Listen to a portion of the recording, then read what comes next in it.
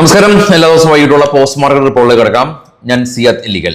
ഇന്ന് രാവിലെ നമ്മൾ കണി കണ്ട് ഉണർന്നത് ട്രംപിന്റെ തെറിയഭിഷേകം കേട്ടായിരുന്നു. ട്രംപ് അദ്ദേഹത്തിന്റെ സ്വന്തം സോഷ്യൽ മീഡിയ പ്ലാറ്റ്ഫോമായിട്ടുള്ള ട്രൂത്തിൽ ഒരു രാജ്യത്തെ ഭരണാധികാരി മാത്രമല്ല, ഒരു മനുഷ്യൻ അല്ലെങ്കിൽ സോഷ്യൽ മീഡിയയിൽ ഒരിക്കലും യൂസ് ചെയ്യാൻ പാടില്ലാത്ത ലാംഗ്വേജ് യൂസ് ചെയ്താണ് ട്രംപ് കഴിഞ്ഞ ദിവസത്തെ ട്വീറ്റ് നടത്തിയത്. അപ്പോൾ അതിൻ്റെ ഒരു നെഗറ്റിവിറ്റി ഉണ്ടായിരുന്നു. കൂടാതെ നമ്മുടെ മാർക്കറ്റിലേക്ക് റിലയൻസ്, നമ്മുടെ ഇൻഡെക്സ് ഹെവി വെയിറ്റ് സ്റ്റോക്ക് ആയിട്ടുള്ള റിലയൻസും നെഗറ്റീവിലാണ് ക്ലോസ് ചെയ്തത് 3%. പക്ഷേ നമ്മളുടെ ബാങ്കുകളുടെ ബിസിനസ് ഡെപ്പോസിറ്റ് റിപ്പോർട്ടുകൾ പുറത്തു വന്നു, പോസിറ്റീവായിരുന്നു. HDFC ഉൾപ്പെടെ, ICICI ബാങ്ക് ഉൾപ്പെടെ. കൂടാതെ നമ്മളുടെ Q4 റിസൾട്ട് ഫലങ്ങൾ നെക്സ്റ്റ് വീക്ക് വരികയാണ്. റുപ്പീസ് RBI സ്ട്രെങ്തൻ ചെയ്യാനായിട്ടുള്ള പല മെഷേഴ്സും കൊണ്ടുവന്നു. അതുകൊണ്ട് തന്നെ ഇന്ന് ഗ്ലോബൽ മാർക്കറ്റ് നെഗറ്റീവായിട്ട് പോലും, തീവ്രമായ നെഗറ്റീവല്ല, യൂറോപ്യൻ മാർക്കറ്റ് ഇന്ന് ഓപ്പൺ അല്ല. US ഫ്യൂച്ചർ രാവിലെ നെഗറ്റീവായിരുന്നു. എന്നിട്ട് പോലും നമ്മുടെ മാർക്കറ്റ് ഗംഭീരമായ രീതിയിൽ തിരിച്ചുവരവ് നടത്തി. 22,950, 23,000 തൊട്ട് താഴെ നിഫ്റ്റി ക്ലോസ് ചെയ്തു. സെൻസെക്സ് 74,107 സ്പോട്ട്. 800 പോയിന്റ് സെൻസെക്സും മൂവ് ചെയ്തിട്ടുണ്ട്. നിഫ്റ്റി 225 പോയിന്റ് മൂവ് ചെയ്തു.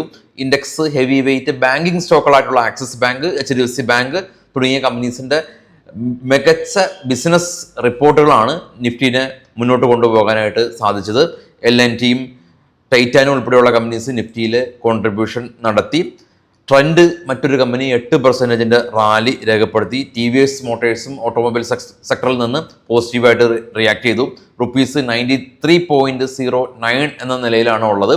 RBIയുടെ ഭാഗത്തുനിന്നുള്ള ഈ ഒരു റിസ്ക് സെന്റിമെന്റ്സ് ഇംപ്രൂവ് ചെയ്യുന്നതിന് വേണ്ടിയിട്ടുള്ള മെഷേഴ്സ് കൊണ്ടുവന്നിരുന്നു.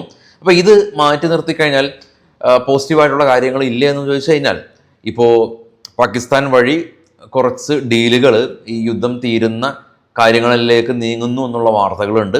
45 ദിവസത്തെ സീസ് ഫയർ പ്രഖ്യാപനം എന്നുള്ള വാർത്തകളുണ്ട്. ട്രംപിൻ്റെ അന്ത്യശ്വാസനം നാളെ ആണ് ഉണ്ടായിരുന്നത്, അത് ഒരു ദിവസം കൂടി എക്സ്റ്റെൻഡ് ചെയ്തിട്ടുണ്ട് എന്നുള്ള മറ്റൊരു റിപ്പോർട്ടുണ്ട്. അങ്ങനെ മേൽ റിപ്പോർട്ടാണ് ഉള്ളത്. ഏത് വിശ്വസിക്കണം, ഏത് തള്ളണം എന്നുള്ള രീതിയിൽ ഇൻവെസ്റ്റേഴ്സും മറ്റുള്ള എല്ലാ ആളുകളും വളരെയധികം കൺഫ്യൂസ്ഡ് ആണ്. ഇതിനിടെ ട്രംപിൻ്റെ ഈ ഒരു ട്വീറ്റിനോട് ഇറാൻ അവർ റിജക്റ്റ് ചെയ്തിട്ടുണ്ട്. അല്ലെങ്കിൽ ഇങ്ങനെയുള്ള ഇപ്പോൾ യുദ്ധം തീർന്നാൽ തന്നെ ഹോർമസിൻ്റെ നിയന്ത്രണം അവരുടെ കയ്യിൽ തന്നെ ആയിരിക്കും എന്നുള്ള കാര്യത്തിൽ ഏകദേശം ഒരു തീരുമാനമായിട്ടുണ്ട്. അപ്പോൾ ഇപ്പോൾ പലപ്പോഴും പറയാറുള്ള പോലെ തന്നെ യുദ്ധത്തിന് മുമ്പ് ഹോർമസ് തുറന്നു കിടന്നിരുന്നു, യുദ്ധം വന്നപ്പോൾ അടച്ചു. ഇപ്പോൾ യുദ്ധം തുറക്കാൻ വേണ്ടിയിട്ടെന്നുള്ള വളരെ അധികം വിരോധാഭാസമായിട്ടുള്ള കാര്യങ്ങളാണ് മുന്നേറിക്കൊണ്ടിരിക്കുന്നത്. എനിവേ, ട്രംപ് അല്ലെങ്കിൽ ഇറാൻ അല്ലെങ്കിൽ ഇസ്രായേൽ ഒരു അഭിമാന പ്രശ്നമായി മാറിയിട്ടുണ്ട്. അതുകൊണ്ട് തന്നെ ഈ ഒരു യുദ്ധം ഒരു കൊളാട്രൽ ഡാമേജിലേക്ക് ഉള്ള ഒരു കാഴ്ചയാണ് കാണുന്നത്. കാരണം ഈ ഇറാൻ്റെ ബ്രിഡ്ജുകൾ ആക്രമിക്കപ്പെട്ടേക്കാം, അവരുടെ പവർ പ്ലാന്റുകൾ ആക്രമിക്കപ്പെട്ടേക്കാം. അങ്ങനെയാണെങ്കിൽ അവിടെ ഇലക്ട്രിസിറ്റി അല്ലെങ്കിൽ ചരക്ക് നീക്കങ്ങൾ വളരെയധികം ബുദ്ധിമുട്ടിലായേക്കാം. അപ്പോൾ ഇറാൻ്റെ ഭാഗത്തുനിന്നുള്ള പ്രകോപനം കുറച്ചും കൂടിയും ശക്തി ആർജിക്കും. ഇനിയിപ്പോൾ UAE കാര്യമൊക്കെ എടുക്കുകയാണെങ്കിൽ UAE ലക്ഷക്കണക്കിന് കണ്ടെയ്നേഴ്സാണ് കെട്ടിക്കിടക്കുന്നത്. ഒമാൻ വഴി ചരക്ക് നീക്കം അത് ദ്രുതഗതിയിലാക്കാനായിട്ട് UAE പുതിയതായിട്ട് നടപടി എടുത്തിട്ടുണ്ട്. അപ്പോൾ ഇതാണ് ഗ്ലോബലി ഉള്ള കാര്യങ്ങൾ. നമുക്ക് നിഫ്റ്റിയിലെ മികച്ച സ്റ്റോക്കുകളുടെ കാര്യം എടുക്കുകയാണെങ്കിൽ Trent, Shriram finance, Axis bank, Adani enterprises, Titan തുടങ്ങിയ കമ്പനീസാണ്. Reliance, ONGC, Max health care, Eicher motors, GSW steel ഇന്ന് ഇടിവ് രേഖപ്പെടുത്തിയ കമ്പനിയാണ്. നിഫ്റ്റി കാണാം 22,567 2 തവണ സപ്പോർട്ട് എടുത്തതിന് ശേഷം അതിശക്തമായിട്ട് 22,959 വരെ സ്പൈക്ക് രേഖപ്പെടുത്തി. ഗ്ലോബലി നോക്കുകയാണെങ്കിൽ ഇന്ന് യൂറോപ്യൻ മാർക്കറ്റ് ഇന്ന് അവധിയാണ്. ഏറ്റവും താഴെ ക്ലോസ് ആയ ഏഷ്യൻ മാർക്കറ്റാണ്. ജപ്പാൻ, കൊറിയ, ഓസ്ട്രേലിയ മാർക്കറ്റുകളെല്ലാം തന്നെ പോസിറ്റീവായിരുന്നു. ഓസ്ട്രേലിയ നെഗറ്റീവായിരുന്നു, എന്നാൽ കൊറിയ, ജപ്പാൻ പോസിറ്റീവിൽ അടച്ചു. ഇനി നാസ്ഡാക്ക് ഫ്യൂച്ചറോ ഡോ ഫ്യൂച്ചർ ഫ്ലാറ്റാണ്. നാച്ചുറൽ ഗ്യാസ് ഇന്ന് സ്പൈക്ക് ചെയ്തു. ബ്രന്റ് ഓയിൽ സ്പൈക്ക് ചെയ്ത് 108. ബിറ്റ്കോയിൻ $2,600 ഉയർന്ന് 70,000 ആയിട്ടുണ്ട്. സിൽവർ 73 സ്പോട്ടുള്ളത്. ഗോൾഡ് $4,687 പെർ ഔൺസിന് ഗോൾഡ് ഇപ്പോൾ നിലവിൽ ട്രേഡ് ചെയ്യുന്നത്.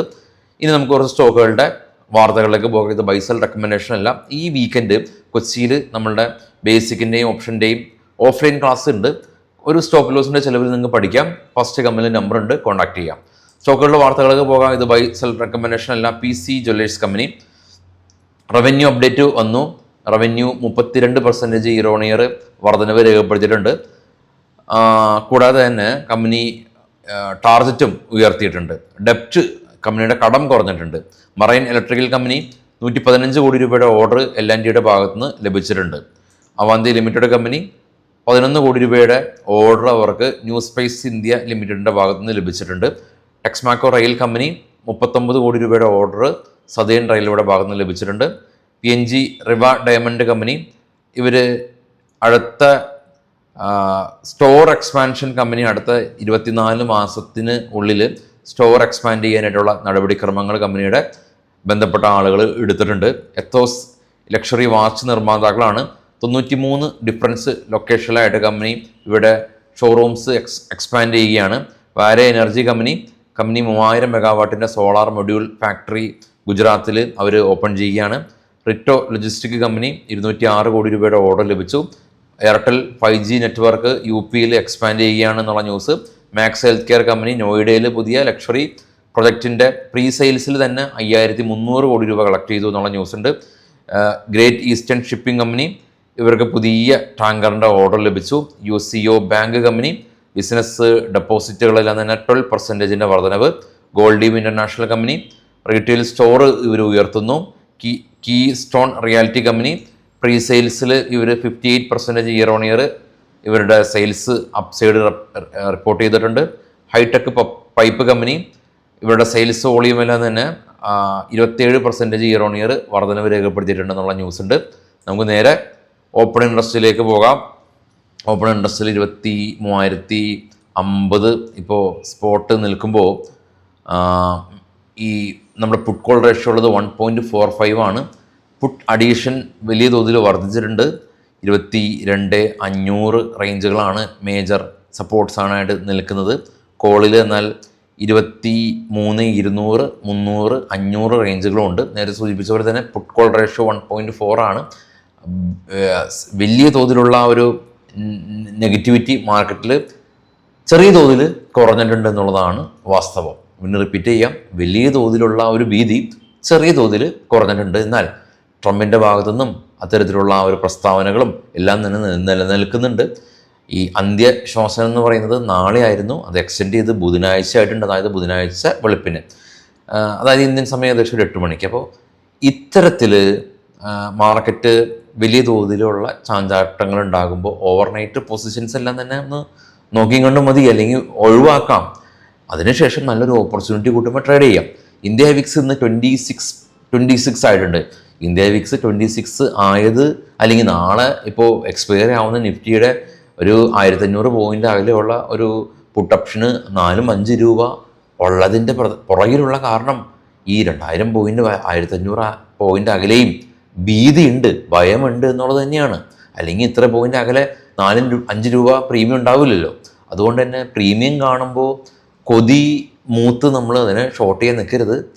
കുറച്ച് മൈൻഡ് കൺട്രോൾ ചെയ്ത് ട്രേഡ് ചെയ്യാൻ ശ്രമിക്കുക. എല്ലാവർക്കും ശുഭരാത്രി. Thank you.